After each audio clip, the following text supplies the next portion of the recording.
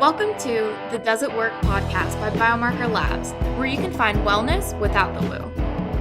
There's an alligator coming down the Hey everybody, it's Kathy Reisowitz, and today I'm joined by Graham Dodge. He is CEO and founder of SickWeather, which recently replaced the CDC as a featured flu data map for the Weather Channel and was recently integrated with Fitbit data on its app. So Graham, thank you so much for coming on, and if you could just tell us all what SickWeather is. My pleasure. Thank you for having me. So SickWeather is like a Waze app for sickness. We aggregate community-provided reports through the SickWeather app, but then we also scan social media for public reports. And then all of those data are rolled up into what we call a Sick Score and into forecasts that are then used by pharmaceutical companies, by healthcare organizations to understand when and where to market their products and services. So that's the revenue model side of it. And then the consumer side is basically, as I described, the Waze app for sickness. Okay. And so why is it's clear to me why it's useful to have a Waze app. You want to get to where you're going as quickly as possible. But why is it useful to have a Waze app for sickness? Sorry, did that come through? So it got cut off. Okay, sorry. I was just wondering, so what is the utility to consumers to knowing where sickness is, where people are getting sick? I think it kind of boils down to pre-diagnosis and prevention. And so an example of how people get value or use the service, we had a mom who thanked us because she had received what we call a sick zone alert for strep throat. And so she's going about her day, her phone, dings and it says sick weather alert. You're in an area where strep throat is on the rise. These are geo-fenced alerts. And she didn't think anything of it, but that night she found out that her son had a fever. He didn't have a sore throat yet, but he had a fever. And because SickWeather had alerted her to strep in the area, she thought, well, maybe I'll take him in to get a throat culture. And she did, and he tested positive for strep. So she was really excited, like, oh my gosh, this actually worked, in the sense that she was able to take these sort of proactive steps based on that sort of pre-diagnosis, just by virtue of being armed with that information. I'd say that's the most probably the most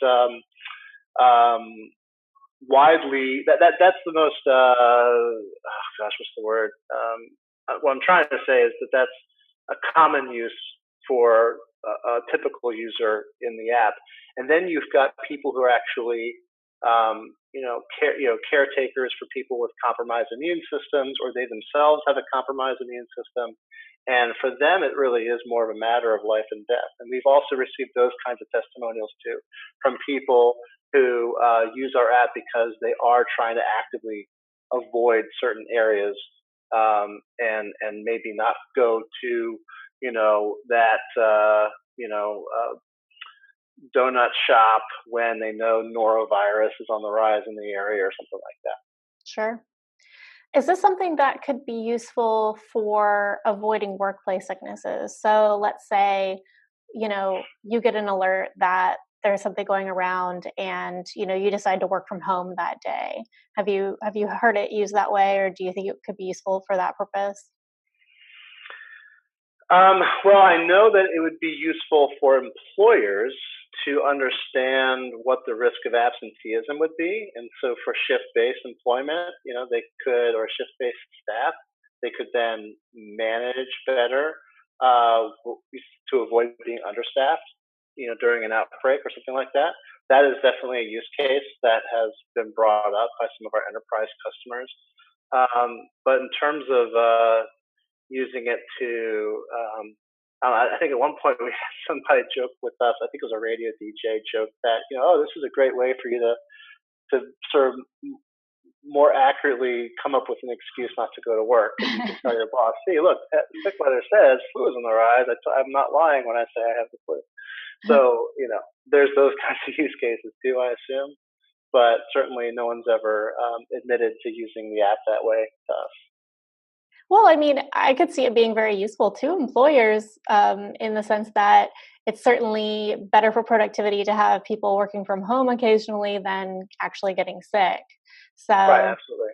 Well, um, and they could also use it to then initiate wellness campaigns, or if they can offer flu shots to their employees, or they can offer some sort of stress relief kind of wellness campaign when they know that illness is going to be a higher risk for certain team members. Things sure. like that. They certainly can use it that way.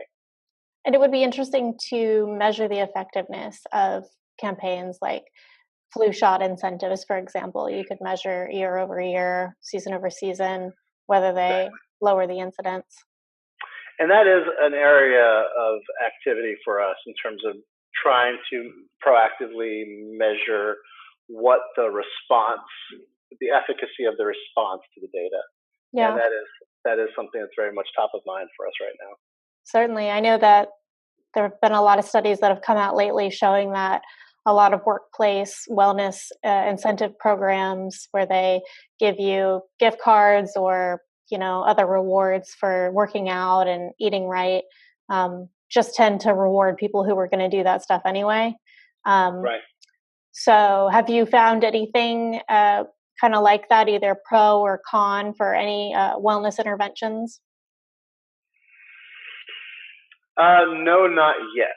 So Okay. that's something that I think will reveal itself in the next few months based on a pilot that we're running. But no, it's too premature at this point for us to be able to point to any one thing yet. Sure.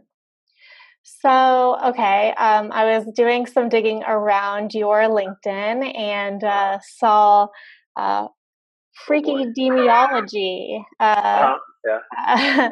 which sounds like something that would be more at home in San Francisco, frankly, than where you guys are. But yeah, I love the Freakonomics podcast. I love that whole thing. So tell me about what that is. So it is certainly borrowed from Freakonomics in terms of the name itself.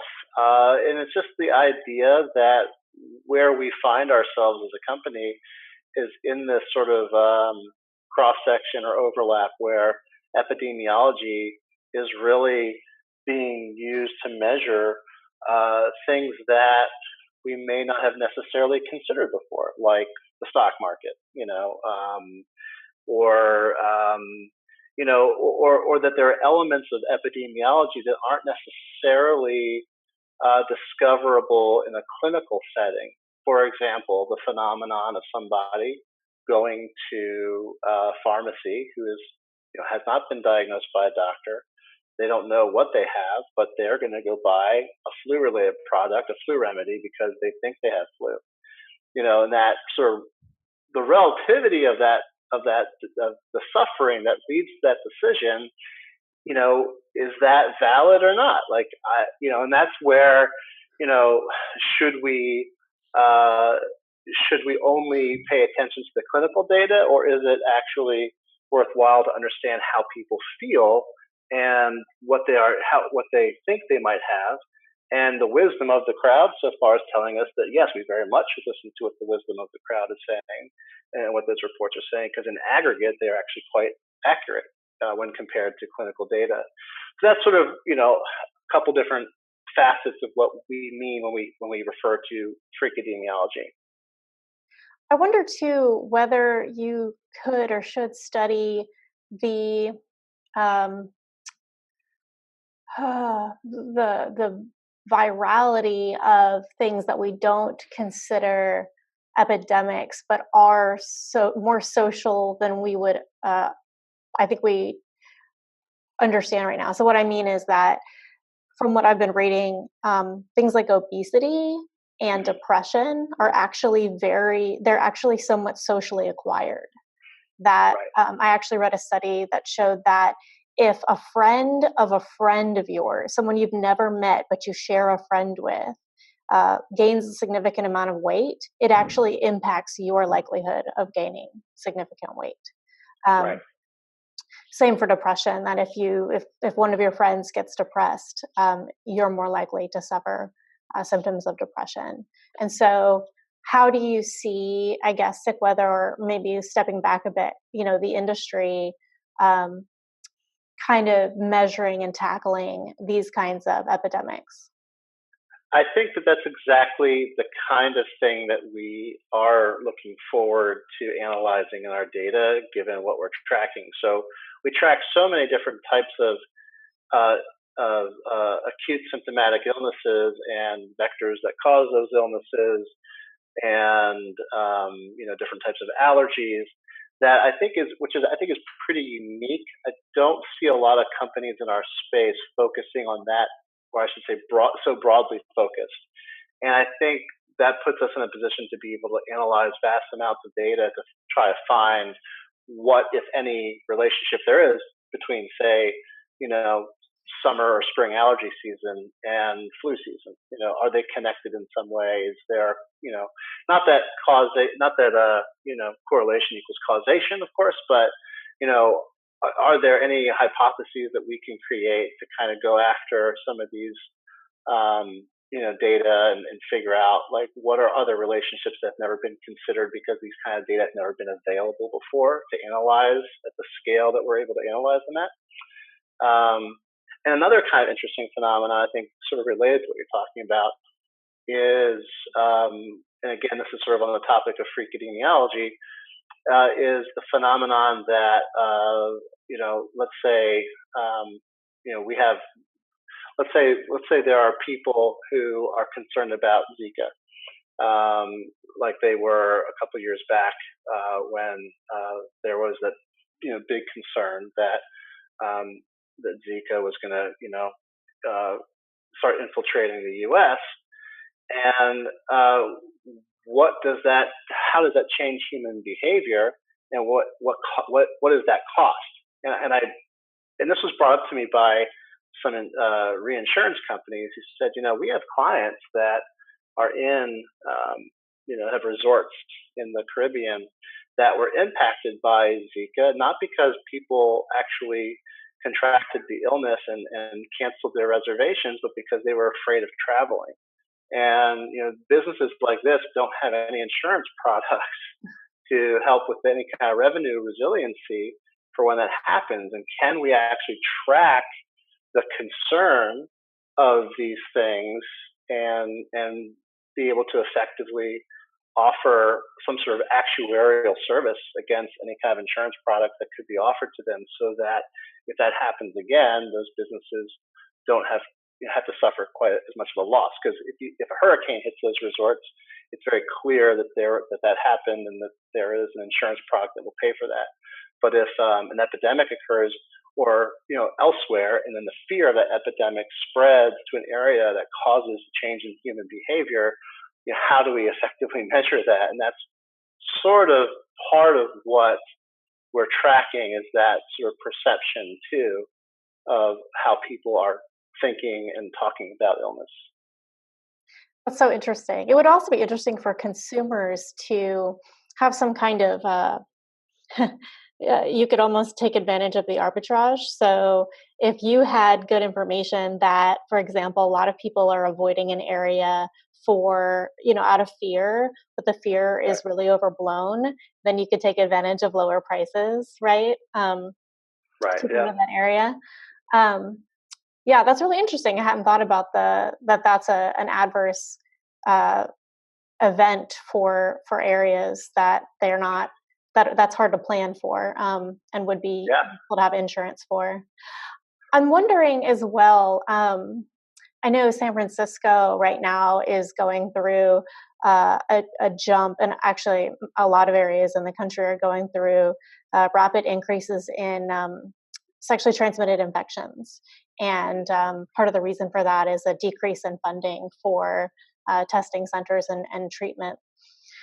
So I'm wondering, it seems like SickWeather would be really useful to know, what the rates are in your area, and then also from the business or government side to get funding quickly to where it's most needed. Do you have any plans, or is that possible? I think it could be. if you were to track the behavior that leads to those STDs on social media. But currently, it's taboo to discuss your own sexually transmitted diseases, and so Sure. because of that, we're not really able to get a signal on that. Same, so things that are taboo, and that changes country to country. We find so what might be taboo here in the U.S. is maybe not taboo in Germany or vice versa, because we are tracking globally. So there's an interesting way to sort of localize the surveillance for these things based on cultural norms. But where was I going with that? Well, you can self-report though your illnesses in the app. True. Yes. Right. And that would be what we would have to probably do. However, you still have to get to enough of a critical mass to then capture enough of those data to have it be meaningful. I mean, anything that's a low incidence rate, like even though measles is top of mind for a lot of people right now, there aren't enough. The incidence rate of measles is not something high enough that we can get a signal for. So that's an issue. That's something that we can't track. But then, at least not with our traditional methods. And then sexually transmitted diseases, the incidence rate is high, but no one's admitting it. No one's talking about it. So that's another example of a couple of things that right now SickWeather is not really tuned for. What we're really tuned for are the acute symptomatic illnesses that are either seasonal or present themselves in a high enough incidence rate, and common throughout the year to be able to get a meaningful signal out of it. Okay, that makes sense. Yeah, it'd be interesting to try to incentivize people to self-report. Might be something that, for instance, like the sex positive or non-monogamous communities would be kind of first movers on, and then try to normalize it throughout. Could be very helpful. Yeah. So going on to another of your LinkedIn posts that I enjoyed, you talked about wasps' nests and made an interesting analogy between life as a business owner, entrepreneur, and home ownership. So, could you summarize that analogy for our audience and then talk about some of the wasps you've been dealing with lately? Sure. So yeah, the metaphor was really in that as a homeowner, living in sort of a more rural area, especially, if we had parts of our property or parts of our, even stay outside the house that we ignored for too long, inevitably a wasp would start building a nest there. And then if we didn't deal with it quickly, you would have a very big wasp nest and more wasps, and kids would start getting stung, and it would be a problem. And likewise, I was sort of pontificating on how that relates to business, where if you've got an area in your business that's being ignored, then you get some sort of metaphorical wasp nest will start to grow there, whether it's a department or a team member that are creating a toxic environment for others or something like that. And if you don't deal with it swiftly when it's still small, then it will grow to the point where you need help from other people. And in business, that usually takes the form of consultants. The Bobs from Office Space, for example. So that's what I was referring to. In terms of current wasp nests, gosh, I don't know that I'd want to admit to any of them. Sure. But I think just over time, you start to recognize these things sooner and you deal with them more swiftly, and that's just a matter of experience.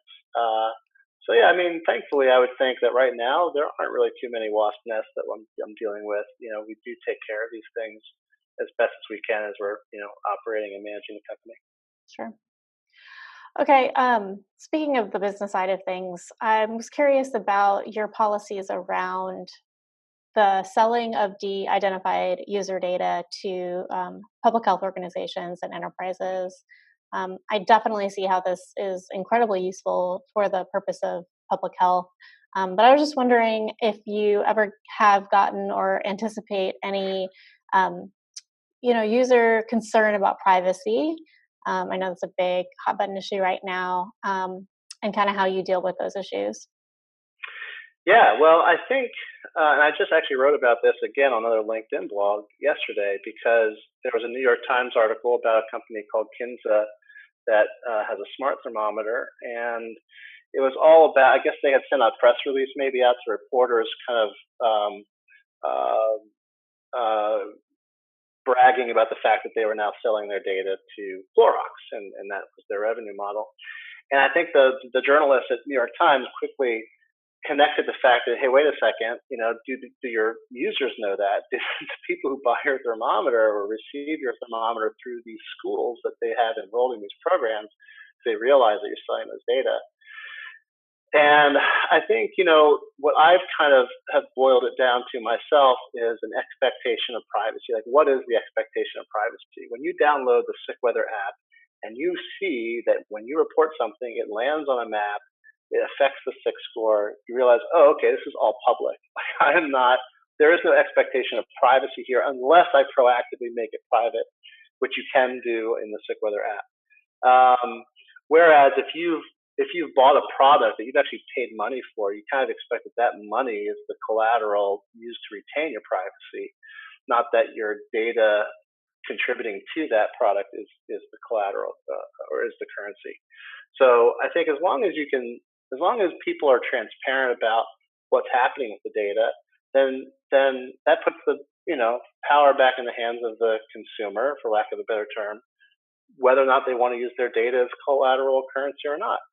I think social media is a big experiment in that exchange of currency in terms of getting a free product that connects you with all your friends and family in exchange for bits and pieces of your data that then get sort of aggregated and sold. So it's definitely a hot button issue, obviously, and one that we are constantly evaluating. But at the end of the day, we built this company because there was an immense amount of data out there that we knew was public, that we knew we could easily anonymize by not even collecting any personally identifiable information, just recognizing the trends themselves and finding those signals. And that was sort of a win-win, a sort of a rare win-win in big data because, we weren't making the data available just to enterprise customers. We were actually providing it first and foremost back to the people in sort of a meaningful format that hopefully brings value to them as opposed to just selling it to the highest bidder. So I think as long as you are complementing your business plan, your revenue model with openness and transparency to the user, then you can exist in that world. You can sort of straddle those two worlds. Okay. Yeah, that makes sense. There's a saying, if you're not paying, then you're the product. And right. I think that speaks to the expectation that if I'm buying a product, then my data is secure and not going to be sold. So yeah, I do think it all comes down to expectations. And certainly with social media, there is not an expectation of privacy. You're expected to put your information publicly, especially for like tweets, for example. But yeah, people get very upset about being sold to. So that's a tension. Well, another interesting area that we're coming up against privacy concerns is in our work that we're doing with the Kansas City Health Department and in a smart city initiative that we're doing with Kansas City. So we're part of a smart city initiative where we have proposed a cough listening sensor, very similar to the gunshot listening sensors that have been deployed in several cities. I can already see your face. I know I know what you're thinking. But what we're up against, not what we're up against, but the opportunity here for public health is to basically be able to passively measure the signal of coughs in a population without knowing anything identifiable about the people that are being measured. So you would deploy these in public spaces where we know nothing about the people who are coughing. There's no way to trace that person's cough to them in any way, as opposed to the patents that Amazon just were awarded, where they can now use voice technology for tracking sickness. That voice technology is in your home or it's on your person, and that can be re-identified. And we see this too with a project in Toronto run by Alphabet's Sidewalk Labs, where the privacy commissioner just stepped down because she had concerns that the data that they were collecting could be re-identified. So, that's really sort of, I guess, the line that's being drawn in the privacy sand, if you will, is can the data be re-identified or not? And if it can't be, then typically speaking, or generally speaking, it's perceived as being totally safe, anonymous, and helpful to, the departments, the public, municipalities that are trying to use those to improve services, to roll out, programs so that if all of a sudden if they can actually associate a spike in people coughing with diagnosed pertussis in the community, then they know, okay, wait a second, this is a pertussis outbreak. We have resources we can deploy for that right now in real time, as opposed to waiting for all that clinical data to come in weeks after the fact. I think that's the real advantage here. And I think that, as long as we can kind of all come to that, privacy table, that to have that discussion where it's like, okay, there are certain things that we can track that are not invading anybody's privacy, because you can't really manage what you can't measure. And there's all sorts of new interesting things that we can measure now if we can do that anonymously and safely without invading anyone's privacy. Yeah, I mean, that's kind of the tension, is that obviously, the benefits of measuring people's coughs and recording that and quantifying it, the benefits are obvious, and I think that would be wonderful. But just like with the example of Amazon, you have an Echo in your home and it's recording you and picking up on your voice when you want it to, and then it turns out it's recording and transmitting a lot more than you intended. So that's always the danger, is that you sign up you give someone an inch and they take a mile, and you don't know necessarily until months or years later. Right.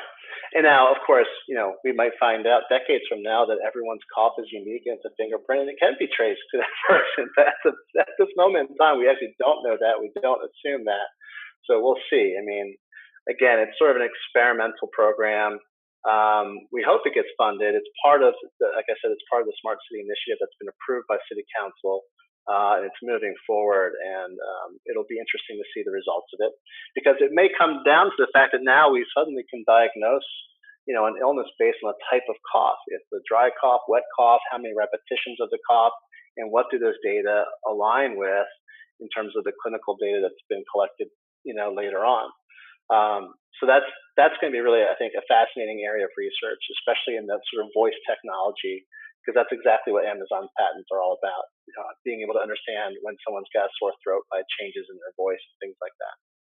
That's super interesting. So is it technologically feasible right now to only record coughs as opposed to what people are saying? Yes, so that is what we developed as an MVP, a minimum viable product, with a partner called Mycroft. So there's an AI voice company called Mycroft. They basically have created an open source version of Alexa. And they're also based here in Kansas City, so they're literally down the hall from us. So when we were sort of brainstorming with the public health department about what we could do as a smart city initiative, I pitched that idea knowing that we could actually train Mycroft's active listening technology to listen for the sound of a cough instead of a voice or a word. And that's what we've done. So with a handful of wave files of different people around the office coughing, we can now distinguish a cough from something like a book dropping on the floor. Okay, so when the cough starts, it hits record, and then when the cough ends, or if somebody is like speaking and then coughs in the middle, it doesn't pick up the words. Correct, right. It is just using that the same technology for listening for a wake word, and instead of it being a word, it's the sound of a cough. Fascinating. That's awesome. Yeah. Okay. Yeah, we're pretty excited about it. And again, we're really excited about what we will find in this sort of rollout of it, and figure out, like, as the system gets smarter and as it starts to evaluate more and more samples of people coughing, what can we now discover about different types of coughs and what they might mean. Sure. I wanted to go back in time a little bit to you created the first online crime map, which is a super interesting endeavor.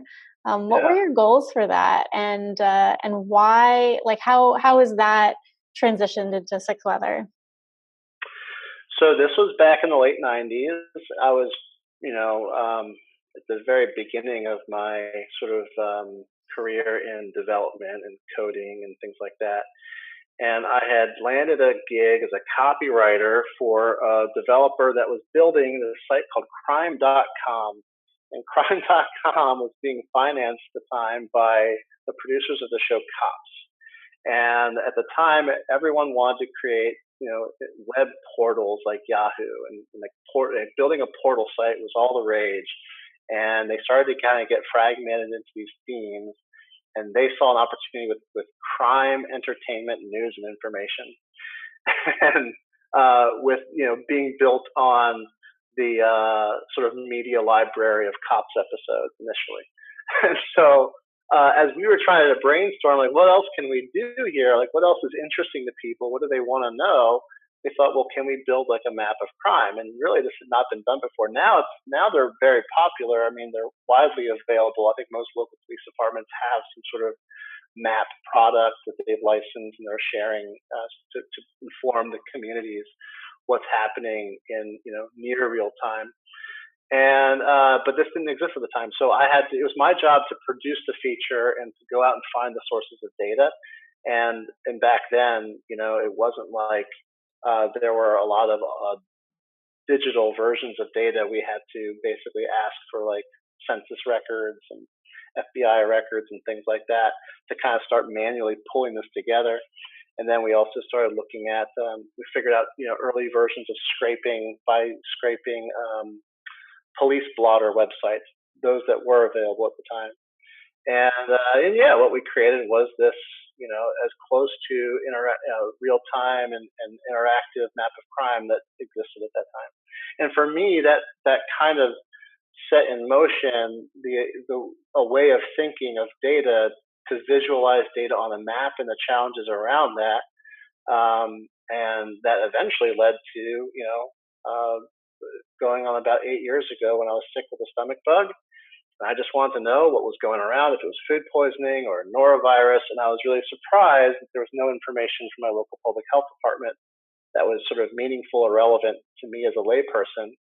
And I thought, well, if we could map crime data, why can't we map illness data? And where would we find that source of data, in terms of that census? Where does that census data come from?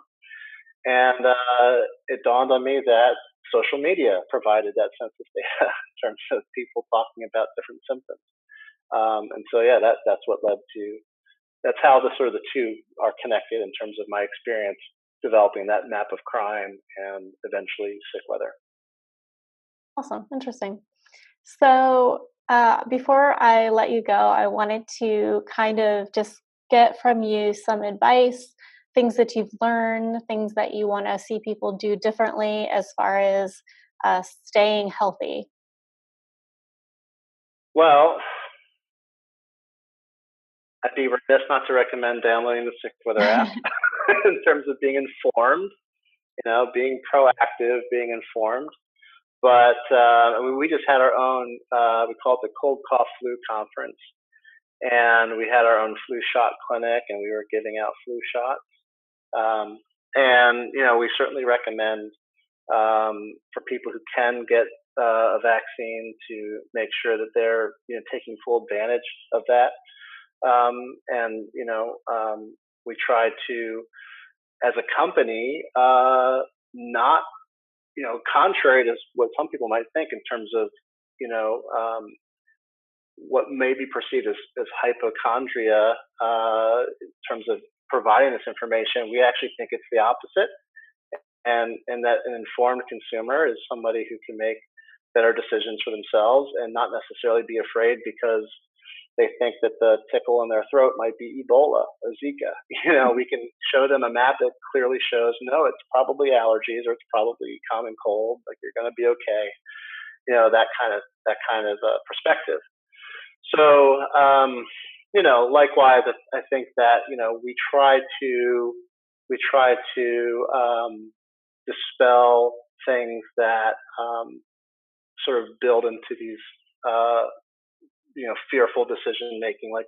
There's obviously a lot of people out there that are anti-vaccine, and that's a growing concern in public health. And, we try to show that, it's safe and that, it's something that we recommend, and that's something that, people who have been trained and who study these things recommend. And so then, obviously the other big, huge thing that everyone can do is to wash their hands more often. And we promote, hand hygiene as probably the first line of defense really against, getting sick. And, we share those data as much as we can through our social media posts and things like that. And in our real-time Sick Score, I think, in our app really helps people understand, rather than just having signs that say wash your hands or having signs that say get your flu shot, they're sort of always present. We're actually showing how things dynamically change over time with our Sick Scores and saying, okay, now it's a higher threat level. Like now you should be concerned. Now you should, sing happy birthday while you're washing your hands with soap and warm water because the risk is higher. So, obviously, so hand hygiene, getting vaccinated if you can, and staying informed. Those would be the three top things we would recommend for staying healthy. Of course, healthy lifestyle, healthy practices, and diet and nutrition, of course, should be a factor as well. So I can guess, if you haven't already said, where you come down in vaccinations, pro. And so now for the other big controversy, hand sanitizer. Is it public health hazard or public health help? I think it depends on the hand sanitizer. There's some new technologies out there that we've been made aware of that aren't just simply, alcohol based, that could very well be effective. That, there are products out there that actually use good bacteria now to fight bad bacteria and things like that. So, I wouldn't necessarily just dismiss anything that might be, referred to as sanitizer, but at the same time, yes, it has sort of become, I guess, a public, there's been some public awareness around the fact that the hand sanitizers that we're used to seeing, that we think of when we think of hand sanitizers are less effective. And certainly there's a lot of concern in terms of, the sterilization of, environments and antibiotic resistance, growing and things like that. Overprescription of antibiotics, for example, is contributing to that. So, I would say, again, I'm not a doctor, so please don't take my word for it. Do the research yourself. Talk to your own doctor, medical professional. But yeah, I would say try to avoid hand sanitizers. But if that's your only option, and you've got, you just visited an Ebola lab, I don't know, you might want to consider hand sanitizer. Or consider your life choices. Right, consider your life choices. But yes, no, I don't use hand sanitizer myself. I prefer soap. So if that tells you anything. That tells me a lot. Thank you so much. My pleasure. Thanks for having me. Yeah, thank you so much for your time. And so people can find the app, Android and iPhone. What should people do next? Yeah, they can just go to SickWeather.com and they can either click the button for Android or Google Play or iOS and obviously get to the right place, or they can go to the respective stores and search SickWeather there. And obviously you can also follow us on Twitter and Facebook and Instagram now, and all these great sort of tidbits of information that I have sort of stumbled through today can be more elegantly on display for digesting and sharing with your friends and family. For sure. Also check out Graham Dodge's LinkedIn. He's got some great content on there as well. All right. Thank you so much for coming on. Thank you guys so much for watching, and I will see you soon. Thanks for tuning in to the Does It Work podcast by Biomarker Labs. For links, show notes, and more, check out biomarker.io/podcast. There